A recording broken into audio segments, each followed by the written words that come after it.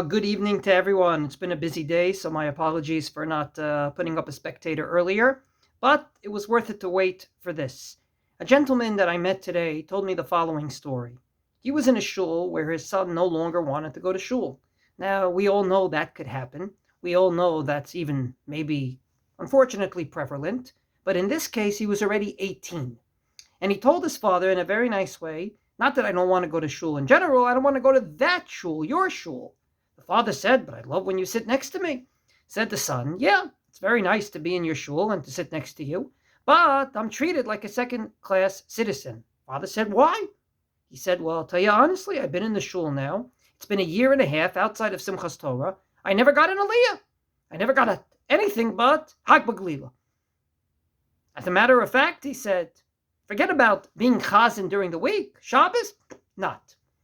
Turned out that in this particular shul, the general age was getting elderly, not totally elderly, but let's just say senior. So every member of the shul, say 100 regular daveners, all had a Yartzeit. A Yartzeit for a father and mother on the one hand, but also for many other family members, a grandfather, a great-grandfather, an uncle from the mother's side and whatnot.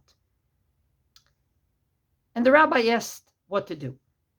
I was very adamant, and this is what I share with you. There is absolutely no obligation outside of a father and mother when it comes to any of the so-called chiyuvim kibudim. Namely, if it's a father or mother, then absolutely it should be put on the gabai's list. It's part of the Yartzeit cycle, and therefore kibudim should be given. Obviously, if he knows how to daven, knows how to get an aliyah, knows how to read a haftarah, has the proper voice and everything else that we spoke about. But not for a great uncle. Not for all these people that it comes at the price of young teenagers that come to shul and do not get basic kibudim that everyone gets once in a while. So indeed, the rabbi put down the letter of the law and said, except for a father and mother, no other Yartzeit exists. I personally added that the gabbai should be aware that every time the 7 aliyahs, for example, at least 2 to 3 of them go to the younger generation.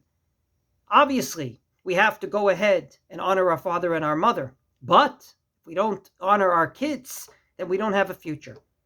There was a school in Israel that asked the rabbi to come and talk about Kaddish because they were in Poland and they never knew what Kaddish was and they saw so many people saying it. The rabbi said, I can talk about Kaddish, but Kaddish is the end of your life. Maybe it's better I talk about Modeh Ani Lefanecha, which is at the beginning of our life. Wishing everyone a wonderful day.